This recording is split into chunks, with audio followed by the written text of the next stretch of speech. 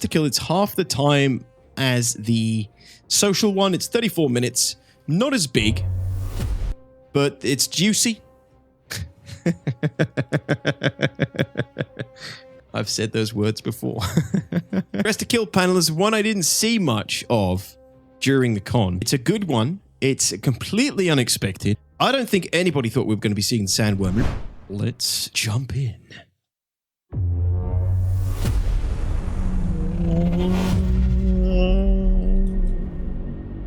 Oh, there's actually some other guys as well.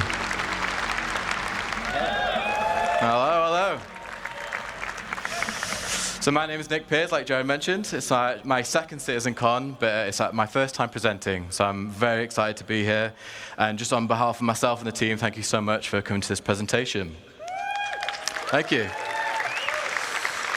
With that said, I'm here to talk to you about an initiative that was first introduced right here at CitizenCon in 2019, and that's adding distinct purpose and specializations to armor and clothing in our game. So let's get started. So, Star Citizen is a game about almost everything where you can do almost anything, with so many different options of gameplay, whether that be mining, piloting, FPS combat, or even a captain of industry. Unlike other traditional MMOs, we don't impose rules or classes onto the player. In real life, people are not just one thing. I'm sure you can all relate. I've had many different jobs. I've not always been a game designer. In fact, it was only a week ago that I found out that Jared used to do tech support for prosthetic legs. It's true. You can ask him. That said, if you're like me, you like to excel at whatever you're doing. So that brings us on to the concept of specializations. This is about bringing more purpose, more considerations, and more decisions to armor and clothing you wear beyond just looking cool. I hear you, Clovis. So, what are they? Specializations are the focus of your current daily adventure. That could be a daring racer, a cargo hauler, or a first responder. Specializations are a series of attributes assigned to each piece of clothing and armor in the verse to allow you to make informed decisions on both how you want to look We and knew how this was you always want to coming. perform.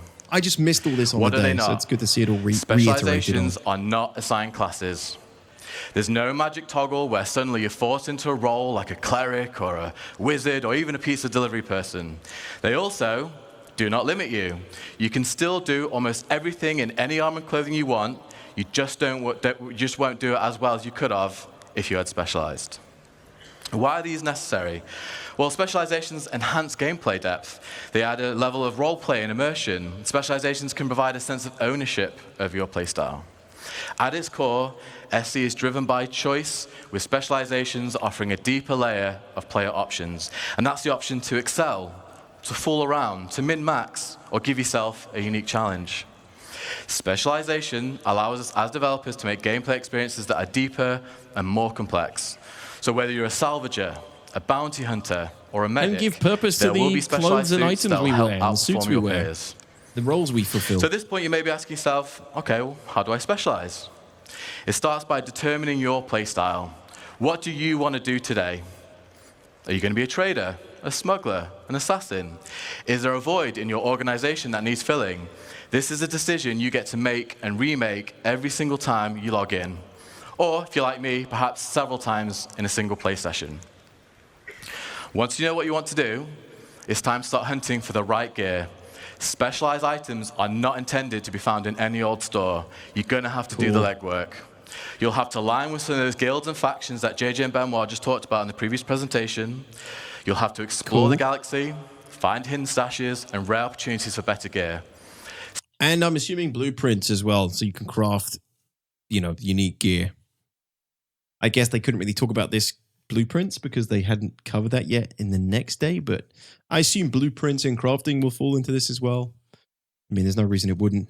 Specialized items are meant for those who are willing to put in the work to exceed at your role. And once you've done all that, it's about selecting the right combination What's up, dude? of armor and clothing. How are you doing? Yes, I said it. Mixing clothing and armor is built into the very fabric of this new system. Can I get a hell yeah? All right. All right.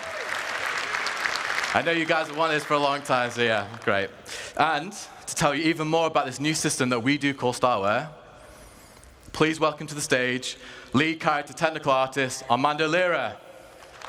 So, clothes under your armor, right? What's this? What's the big significance? Please welcome to the stage. Learn more about So I this kinda new missed system this that we bit. do call Starware. Right. And to tell you even more about this new system that we do call Starware. Select the right combination of clothing and armor to suit you. Okay, combinations. Right, yeah. That makes sense. Yeah, so you can wear like jeans with body armor. Clothes over armor? No more undersuit needed. I don't understand. I don't see if there's any actual like benefit to having armor and clothing other than looking a certain way. Trench coat over a light chest piece. Yeah, that could actually be useful. You'd actually be able to conceal the armor you're wearing. Yeah. I want that monocle over my tank armor. I am a concierge. Trench coat over the Michelin Man puffy looking armor. That would be nuts. Delira.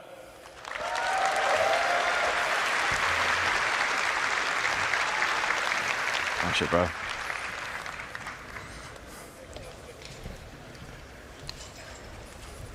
What did he say?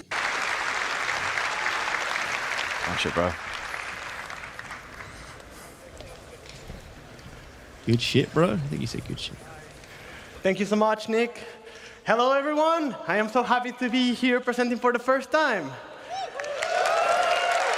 Punch it, crush it, grab it. How cool are specializations?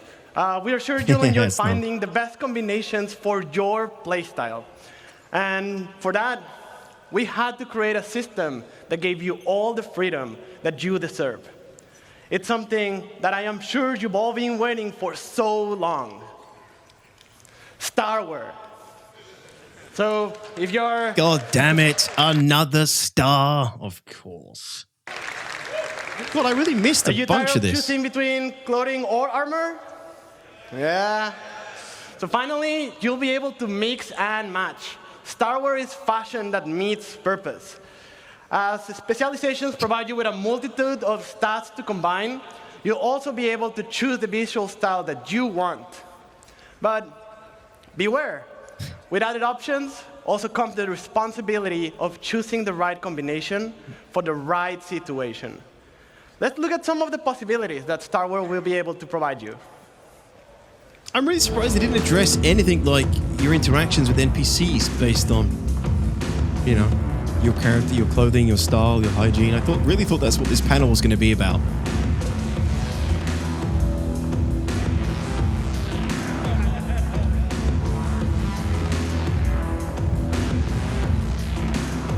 Fucking awesome looking characters. This is old school, this song. This is from Zero G-Lock Bar, I think. Yes. That is a great mix. These all look amazing. God, the amount of variety this introduces to the verse and you know, the choice for players now is nuts.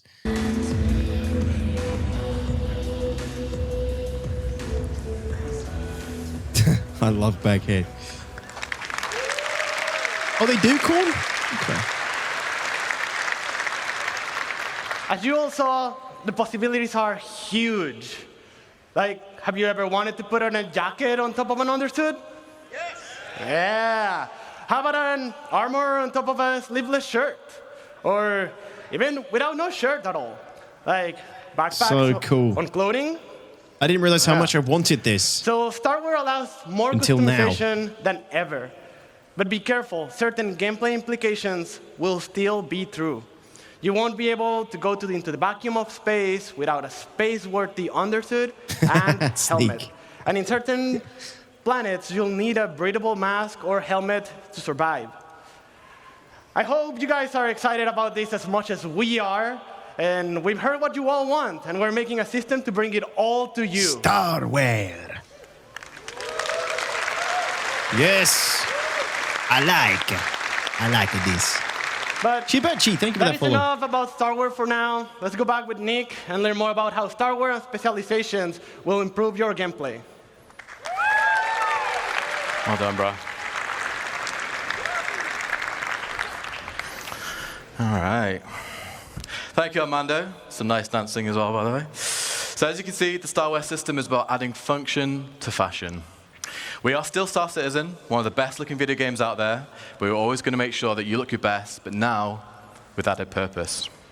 So to recap, we're going to go through adding intent and purpose to all our clothing and armor sets. As designers, we really want the visuals to match the stats that our great character art team have made. So, for example, if a pair of pants look particularly armored, chances are they'll have modest damage mitigation to match. Many armors will be specialized for distinct use cases.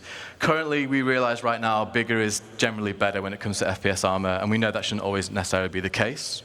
There will be some armors that won't have EVA thrusters built into the suit, so you lose EVA capability. Some armors won't even be space-worthy. Specializations means getting better at certain things at the cost of attributes and others. Cool. Some armors won't even be space-worthy. I like that. EVA specialists, right? It means if you've got like a bunch of Marines or pirates you want to go on a boarding mission, you'll actually have to have the specialized armor to do it. Obviously, going to be some upsides and downsides to that. One, you can EVA, but probably less armored. About compelling you, the player, to make tactical decisions for every situation you may find yourself in. So now let's look at some practical use cases for the Starware system. Whilst all our armors are becoming specialized, let's take a look at a select few, which I will add are some of my favorites. We are going to assemble a team to tackle one of Star Citizen's most anticipated adversaries that you'll get to meet later on. Let's meet our first specialization. Okay.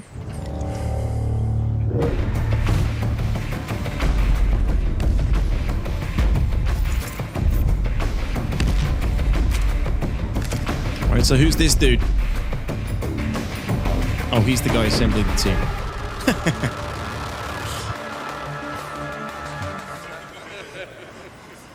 All right. All right, so we have our leader. Let's get into it. Hey, Divs. So Good the luck, player's dude. choice of clothing will be crucial in a way it hasn't been before. With magnetic plates built into many clothing items, players can now Looks like an holster older both DTOX. primary and Thanks. secondary weapons. However, in the near future, there will be locations in SC where armor and weapons are strictly prohibited. Clothing allows the player the opportunity to access these restricted areas without needing to change. And some clothing will even allow the player to conceal smaller weapons from security, should the need arise. Okay. Another new addition we're going to be introducing is flight penalties based on the mass and size of your armor and clothing. You'll still be able to fly in medium and heavy armor, but you're restricting the precision of your control. Awesome. I mean, they've talked about this for years. Finally, hopefully, soon, maybe they'll start working this into the game. I'm all for it. I've always been all for this, all this armor specialization, clothing differences, right? This is a good one as well. Can enter areas where armor is prohibited. Makes sense. And then you can conceal weapons in certain clothing. I like that idea. At one point in the Sandworm battle, you can see that friend go fly through the air. Okay. If you're enclosed like our leader is here, or a flight suit or light armor, you'll be able to fly unrestricted. Cool.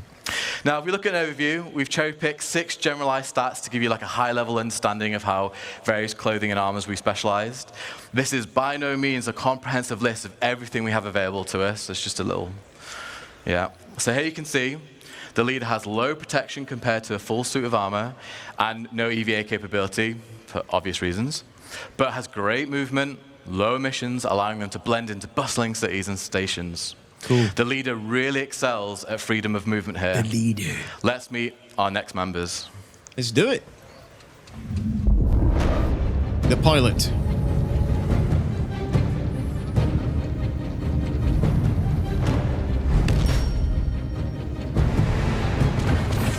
I knew it, chat. I knew it. The ship didn't give it away. The driver. Is this a heist? Nice dick tattoo. The pilot and the driver. Who's that in the IMI? Okay. Jesus, nobody I So feel here we safe have our with. pilot. If you remember, back in 3.23, we introduced our first specialized helmet visor, the combat visor. This introduced the dynamic crosshair and all the magazine information on your I can HUD. fly. I'm a pilot. This is our pilot visor, which allows the you. wearer to link with their ship and cast MFDs directly into Got their him. visor. This provides the pilot with all the essential data like ship health and shields, so no longer will the pilot need to break concentration during an intense situation to look down at their MFDs. Again, Like the leader in this situation, there'll be no penalties to flight. Plus, with added G-force resistance, the wearer will be able to get the most from out of their ship. Good stuff. So if we look at the pilot stats, they have fantastic mobility. Like I mentioned, great G-force resistance for when combat takes them to the limit of human endurance. And finally, this suit comes with the best EVA capability in its class for when remaining in your ship is no longer an option. Here's another variant in our flight suit class, the racing flight suit. This is what our driver will be wearing. This suit, unlike the pilot flight suit, has features which are more streamlined, which allows it to have truly unmatched G-force resistance for the hardest corners on the most challenging of racetracks. Cool. It also offers great oxygen capacity and thermal protection for those planets with hostile environments. Yeah. So as you can see, this flight suit excels at G-force resistance, but it loses its protection and has much weaker EVA capability. Let's meet our next team members. Really cool. I like these differences. These are setting the armors and clothing and everything apart very nicely. You really are giving up something with each one and gaining something as well, which is all good. I like to be able to identify people at a distance, you know, and just at a glance and see, yeah, that's what he is, that's what he does, that's what he does. That's his job, that's his job, that's his job.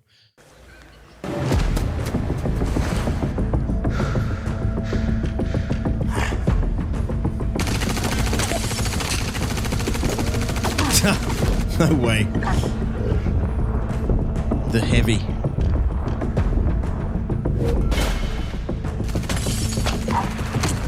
The tracker. Holy shit, that armor's cool.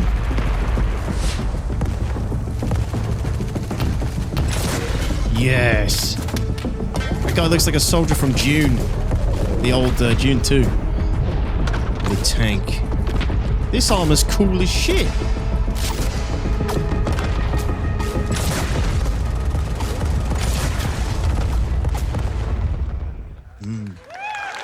That's me. I can tank. Here's our tank, who is wearing our heavy combat armor. Combat armor is similar to what you're used to, only we're specializing it even more for combat. So what does this mean? This armor's really cool. We want our wearers of heavy combat armor to feel like walking tanks. The armor should provide fantastic coverage to limit any weak points they may have, and actually have a greater damage mitigation than what players are currently used to. Wow. So at the moment, heavy armor is 40% damage mitigation. And while it does provide more protection than light and medium, you still go down pretty quick compared to what they're showing here, at least, right? This literally feels like you can potentially be a tank, a proper tank. Due to its mass, the armor will also feature the strongest resistance to force reactions. Yeah, it feels like so Doom, flinch, Solomon. stagger, and knockdowns, which brings me on to a full suit feature. If the player is wearing a full set of heavy combat armor, they'll not be able to be knocked down by small arms fire. Okay. Thank you. However, as you can see here, for all that protection, coverage, and stability, we have some major trade-offs. No EVA at all with heavy armor? Oof. I mean, fair enough. I guess that's really going to give you defender's advantage if you're repelling a boarding party. You're really going to have the defender's advantage if you've got a heavy guy on board, right? Which is good. The attacker's always going to have the disadvantage. So an attacker cannot put a heavy guy on someone else's ship. You'd have to kill a heavy on the ship and then take it and wear the armor yourself. I think that's cool. I'm fine with that. So if you want to go and do boarding parties, you want to EVA over to other ships, you have to bring light to medium sets, I imagine. You can use an EVA pack. Did they talk about that here? News to me. Did I miss that? You can bring heavy guys in the future with the ships like the Legionnaire. Correct. You'd have to physically lock with the docking collar. Push-pull, I guess. Mantle could work. True. Which would be sick. And grav boots also have been in development. Haven't just seen them in a while. Yeah. I mean, good points. These are all good points. But generally, just for EVA attacks, Legionnaire is a very specialized ship, right? Most pirating usually takes place in EVA. Plus, if you're pirating, you probably would want to be in a light or medium suit. Like, you want to get in and get out quickly, usually, right? Yeah, right, Carl? That'll be cool. Like, leave some heavy armor sets around the ship. So if you ever get boarded, you have everyone in standard, like light to medium armor maybe, and if you know you're going to get boarded, get them to the armory, get the big shit on, go lock down a corridor and just be like, welcome to the party, Victor. You're going to lose your mobility, stamina will run out much quicker, and your movement speed is severely reduced. The majority of combat armors will also lose built-in EVA thrusters, meaning you're going to have to add additional weight to be wearing an EVA pack. Okay. Next up, we have our tracker in the Heavy Hunter armor. This is another suit in our heavy armor class. However, this one is aimed at less pure combat and more about hunting its prey. This is all the armor for you bounty hunters out there. The Heavy Hunter armor has the most powerful active scan for hunting their targets. Its scanner outshines all others in locating infrared and electromagnetic emissions. Awesome. Perfect for locating those targets trying to lay low, whether that be human or creature alike. Damn. I think all of these changes Whilst so it's far still are great. classed as heavy armor, it does mix things up, so it'll have slightly faster movement and mobility, but it loses the protection.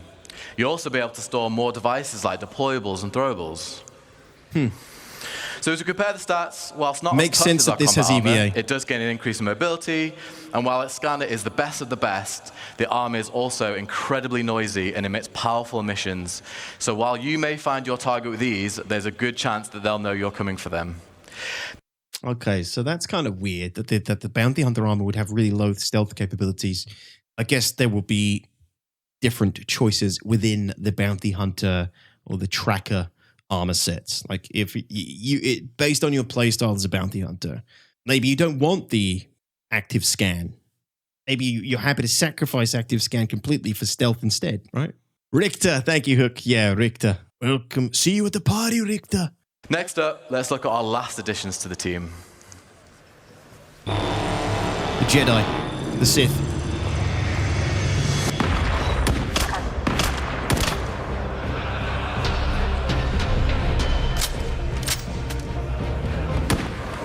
Every one of these armor sets I've liked. I don't normally like the stuff they show off armors.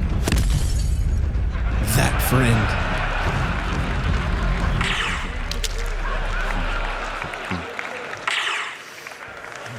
Carl, thank you so much.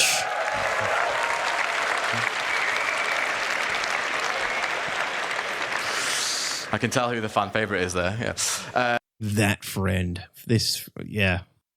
So we have our sniper, who is wearing our light stealth armor. Here's another example of a full suit feature. If the wearer has all pieces equipped, so that's helmet, core, arms, and legs, due to its mass and the suit's material, their missions will run so low that they will be undetectable on radar. Good. With it being light armor, it also has a great level of mobility and traversal speeds, meaning should the wearer be spotted, they can quickly escape or reposition with ease. And remember, PTSD Kappa. with it being light armor, no flight restrictions. So with the best stealth and fantastic speed, it's a must for any players looking to assassinate, infiltrate, or in this case, be a sniper. However, the protection provided is minimal. You don't want to be engaging in a full-on firefight in this suit. And just to reiterate, folks, as well, like great specialized armors like this one and all the ones that you've seen today, you're going to have to put the work in to have these at your disposal. Okay. And finally, surround our group, we have that one friend. We've all played Riz. MMOs, right? We all know that one friend. That friend's me. No. They ignore all the rules and the strategy. They can only play for 30 minutes a week. They might prefer a bit of glint on their sniper scopes. That just changed from intelligence to self-awareness. They ignore all the rules and the strategy.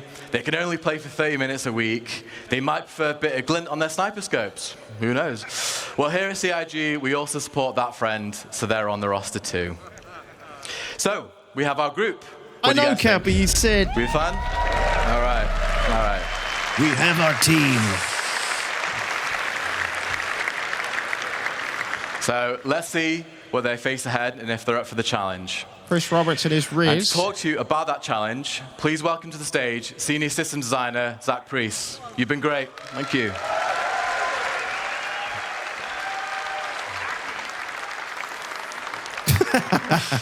Oh, luckily this thing's only got 2 buttons. So, hello, I'm Zach Priest. I do a variety of things at CIG, but thank you, the people at the front. I do a variety of things at I like Zach.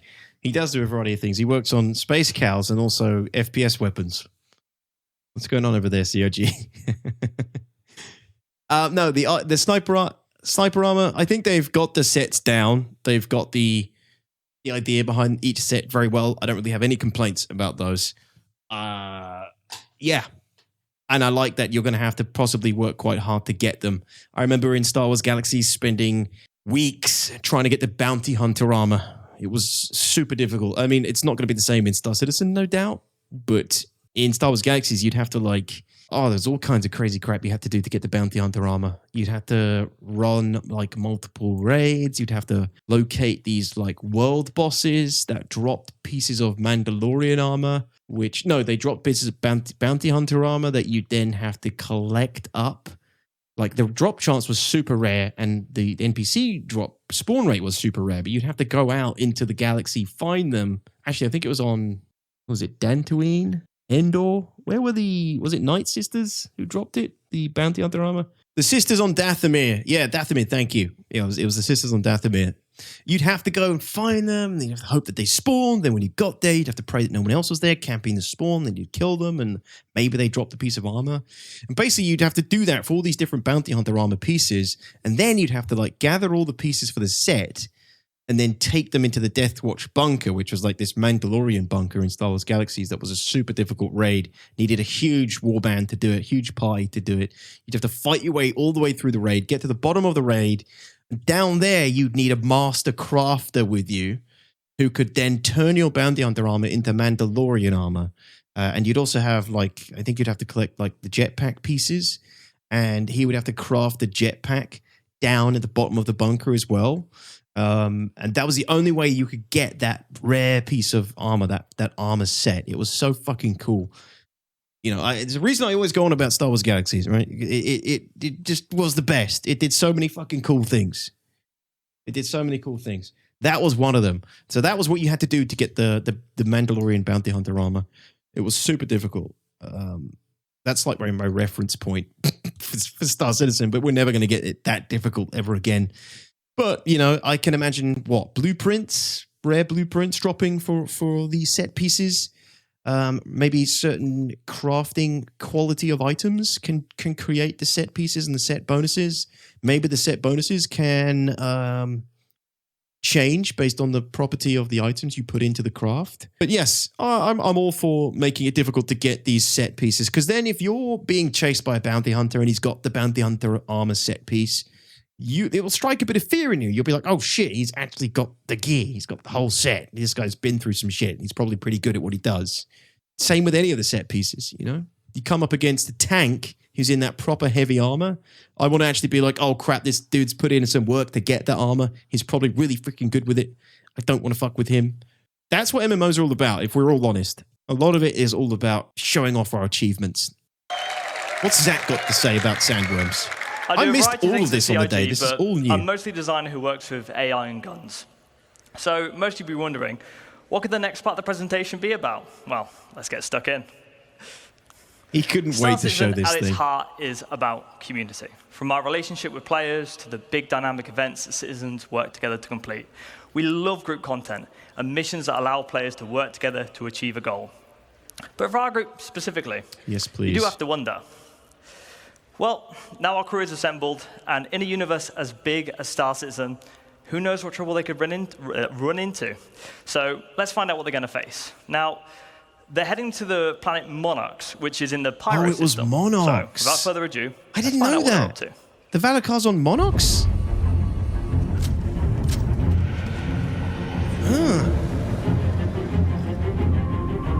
Monarchs. Not originally? Oh, it got, somebody let it loose there.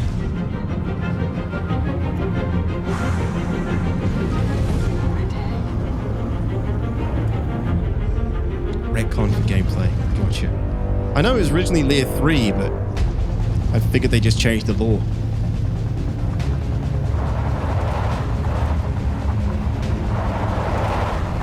So he's kicking up the vibrations to attract the worm. The driver.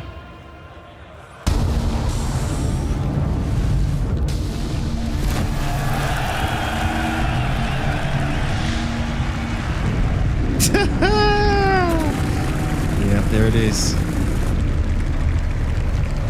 The hell is this guy's plan?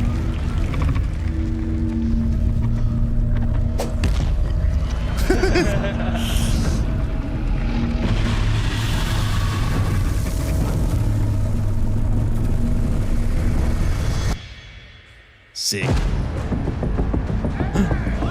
Actual gameplay? No way.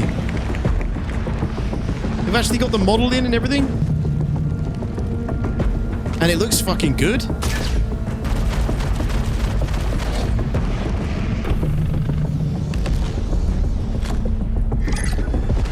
Did it shoot something? Terrible railgun shot. Is it spitting stuff? Yeah, spitting rocks.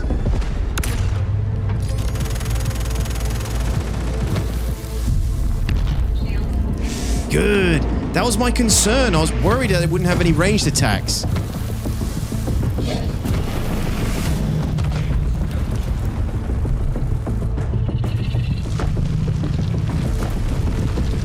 Jesus, it looks really good.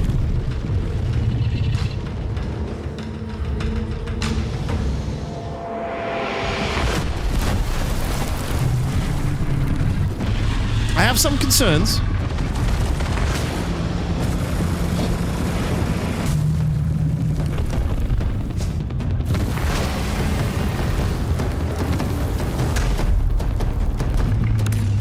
It actually looks like it's... Oh, that railgun bounced off.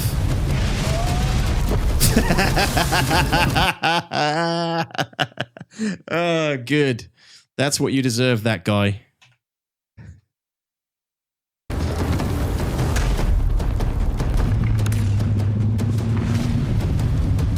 There he is.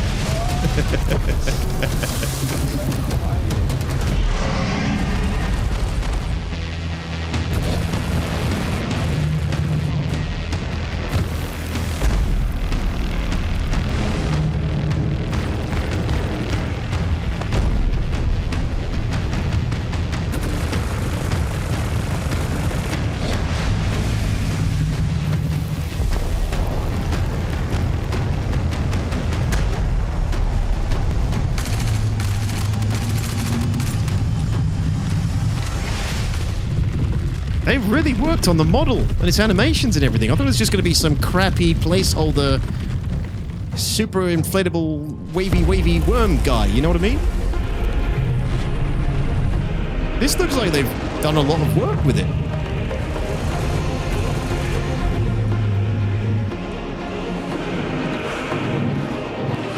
I have no idea what I was doing during the con at this point. How did I miss this entire thing?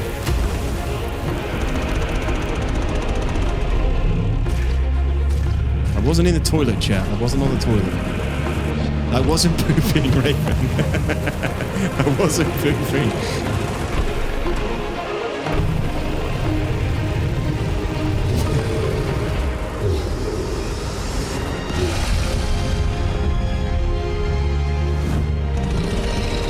I hope this does take this long, or longer. He was going to crash 100%.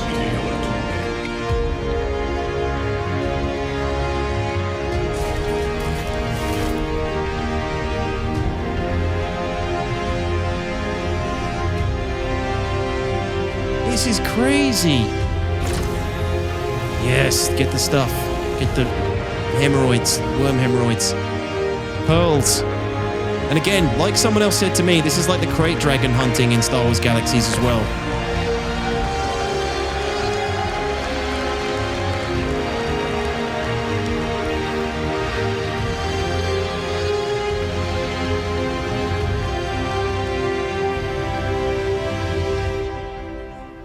Star Wars Galaxies lives. Wow. So I came in and I was just standing at the back, like here. I was like, what's going on? What did I miss? And then they're like, oh yeah, there's a fucking sandworm. I was like, nah, must have just been pictures. I didn't know I missed all this. Zach already commented that bombing it will ruin the harvestables. I know that. Here's my concern. The same concern I have with hammerheads currently. right? What's stopping you from just sitting at a distance and plinking it to death slowly, which is what you can do with the hammerhead right now. What's just stopping you from just, I don't know, flying an Idris 40 clicks out and just repeatedly railgunning it until it dies? You need ground vehicles to lure it out. You need someone on the ground the whole time. Okay, did he clarify that? I thought they were just doing that for show. Okay, all right, cool. We'll just carry on watching if he addresses it. Okay, good. That's good. Whew, that was my worry. My worry was that it was all just like, oh, look at these people doing all this combined arms action, but none of it would actually be required. But if it is, like, you have to have ground vehicles on the ground to lure him out and keep the vibrations going, keep the worm active and stuff, would be good. Makes sense, I guess. You need someone there to keep the worm interested in aggroed, which is why they had the tank guy on the ground waving at it. Oh, I see. To illustrate that you need somebody to aggro them.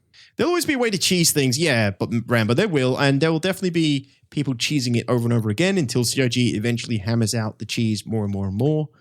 And then it'll hopefully become the challenging world event that we hope it will be. But it does look cool as shit. Way better than I thought it was going to be. I thought it was super cheesy. Like, I thought they'd put together some like fake presentation just for the con. But from what I saw on like Twitter and things, I only saw pictures. This looks really well done already. I know they're not actively playing it properly. Like, I know it's presentation and everything, but big potential there. The funny thing as well, you could just wait for somebody to kill it and then steal all the precious stuff out of their ship. So not only do you need to go in with a big, like, solid pre-made group, you also need something to protect the goods when you're leaving after you've finished. They could have the worm only surface during a storm, limiting the view distance. Ooh, that's a good idea, like sandstorms. Or it just kicks up a sandstorm around it, Asnog. When the worm appears, like it's, I don't know. I'm fine for them to gamify it. Just create some sort of sandstorm, a certain range around it. And then you could also see it from further away if you're just in the vicinity. Oh, they said you'll find them by the smoke cloud they leave during moving. Also, Zach commented on Spectrum that there will be more build-up and huzzah before the fight. It wouldn't have just fit with the pacing of the presentation. Yeah, more like, fishing, basically. More trying to lure it out. More chasing it. Very cool. Let's see what else he has to say. Oh, that was cathartic. Absolute cinema as far as I'm concerned.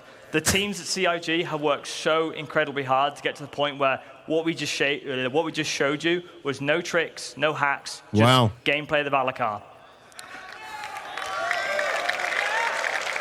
Now I know why he was so excited to show us this at CitizenCon. He said this was like one of the best. A huge thank you to all the people who put in a lot of work. Things that's ever been shown at CitizenCon. What we just showed you is gameplay. As you can imagine, all of that is work in progress. We have some good polishing to do on it, and we didn't want to hold it off. We just wanted to give you an honest view of where we are. That was from a build last week, so. That was from last week. It's closer than I thought, and it's coming to Monox. They've moved it to Monox on Pyro, so they obviously wanted to give it to us in the 4.0 branch. Yeah, good points. Like, what do these do to bases on Monox? That could really change or sort of influence your choice or to build on Monox if you've got to contend with sandworms potentially. Last week, so.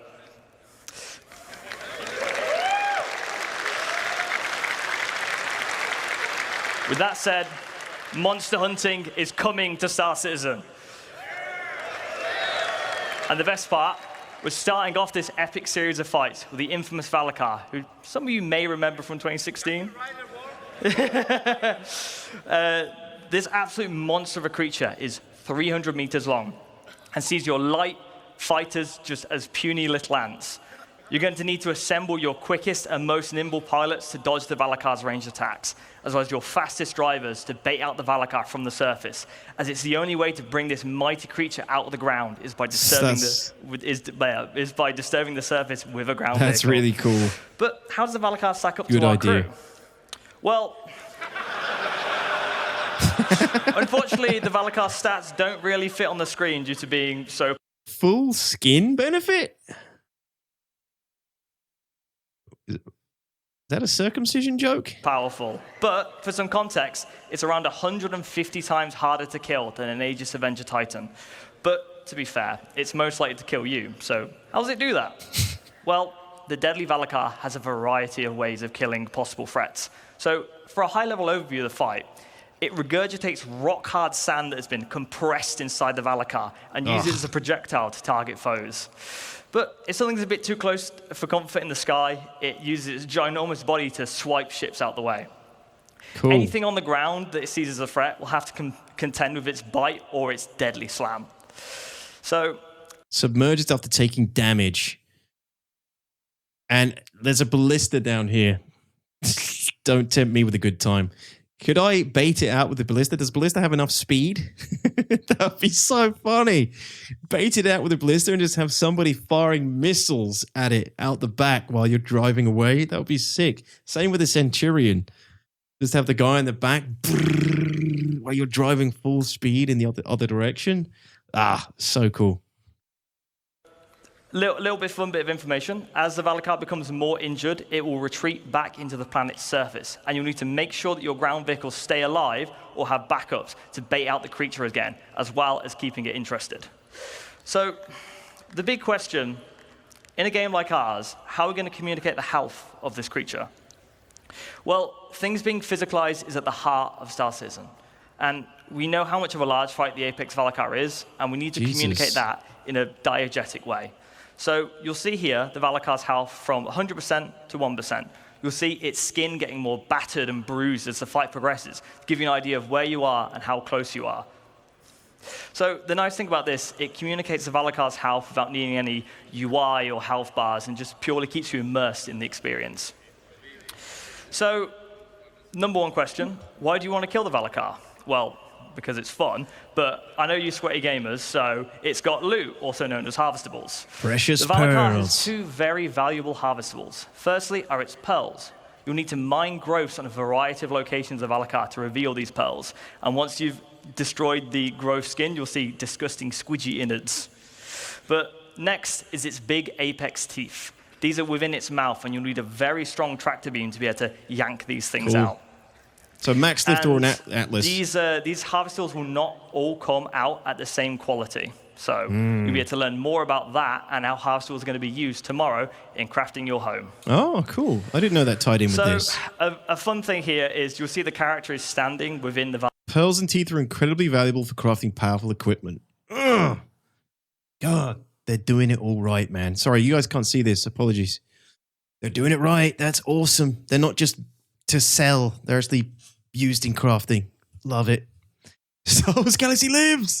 They are honestly making Star Wars Galaxies too. Who did they hire who's actually played MMOs in the last 20 years? Who is it they suddenly got on the team that actually played MMOs? Is it Richard Tyra? It's got to be Tyra, right? No. This stuff has to have been in development before Tyra took lead. Based on what he said, it would likely take 2 direct Moabs to kill it, but you lose the loot and it would need to be lured out after the first Moab. Yeah, my only concern with that is just trolls. It's just people being douches. I guess you would also need a freaking squadron to prevent that from happening. You'd need not only the crew to kill the Valakar, you'd also need enough air support to prevent somebody with an A2 coming around and scorched earthing everything that you're trying to play for. Valakar's mouth as well. So when it dies, it keeps its collision, meaning that you can climb on it, land ships on it, and it's essentially your playground. But this really shows how big it is. But how big is it really? Well, fun bit of information. It is huge. When we first made the collision for this model, Star Engine actually gave us an error saying, like, no living thing needs to be this big. You've accidentally added an extra 0 onto the size. But to give you an idea of the sheer ridiculous scale of this monster, you'll see here an Idris. Anyone who's done Xenothreat knows how big the Idris is. You feel like an ant when you're in the Idris, and this makes the Idris look small. There's also an Aegis Avenger Titan here as well, but if you look even closer, there's actually a Copion in this image. I'll give you a second to try and spot it. That's fucking hilarious, BenQ. There it is. So, well... Apparently, Jared said they had an earlier game demo, but they couldn't use it because the projectiles were white. Well done to anyone who spotted it. So, it's big. So, for some fun numbers, it's 250 Copions long, 47 Aegis Avenger Titans long, and for our American friends, that's about 3.5 football fields. Yeah. But lucky for our Copion friends, the Valakar actually comes in different sizes. So you'll be familiar with the variants we've done before with our quasi-grazers and our Copions. They're in different biomes and they have different aesthetics. But moving on, we want to also introduce different creature sizes. So these sizes will have unique behaviors, animation, audio, and harvestables associated to each size. So for our first size, we have the juvenile. These juveniles will respond to stimulus, such as noisy footsteps and loud mining beams. This will cause them to burst out the ground and attack anyone who's disturbing them. And you'll find these in caves near valuable harvestables and minerals. Poor So for our little next guys. size, adults. The adult Valakars know not to pick fights and tend to remain to themselves. However, if you exterminate too many juvenile Valakars, this will cause adults to show up, which are 3 Nice. times larger and a lot more angry. Awesome. Creature sizes are great because they allow us to create varied experiences as well as show you how creatures grow and evolve in the environments they live in and grow up in. Beyond that, we have our apex, which has the most valuable harvestables and the most deadly attacks. It's also the biggest living thing in the verse, so far. So, in summary, monster hunting is coming. This is the first in a large series of apex creatures that you need to gather your crew together to take down this mighty beast. You need a diverse lineup of ships, ground vehicles, loadouts, and skill sets to take out the apex Valakar. Everyone at CIG is incredibly excited to get the Valakar into your hands, and we hope it shows that we're not only doubling down on creatures, we're also committed to bringing you gameplay experiences that only a game of our scale can provide. But that's all for the Valakar, for this Valakar. Let's take a look at some other fauna. Now, the Valakar is very exciting, but I also want to share with you the bigger picture for creatures. So let's start with some Valakar variants. Roger that, Raven. Variants so far have typically just had alterations to their loot and appearance. However, we want to go further with what variants can be. For example, what if the Valakar evolved and grew in a swamp environment instead of a desert planet? Or if a Valakar never made it to the surface and only lived in drowned caves? These are the kind of questions that make sci-fi one of the best mediums.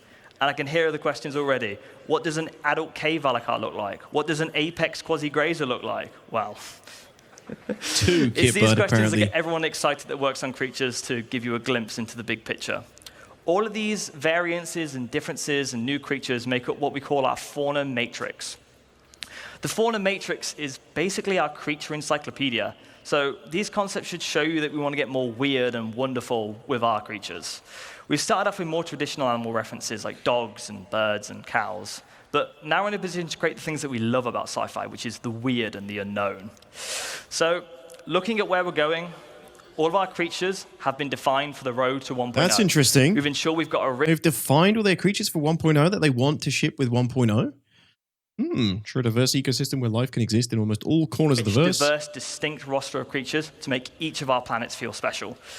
As well, as considering the unique elements of various planets, ensuring that they're populated with appropriate creatures.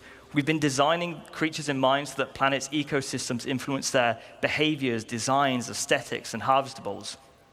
With that being said, I would like to give you a sneak peek at our fauna matrix. That's all from me. I'm very happy to bring the Valakar to all of our backers. It's really like nothing else you've played before. I'll leave you with this last video. Enjoy the rest of CitizenCon, everybody. Yeah, very interesting. Define for the road to 1.0. This is super Lord of the Rings. It's like the credits for Lord of the Rings.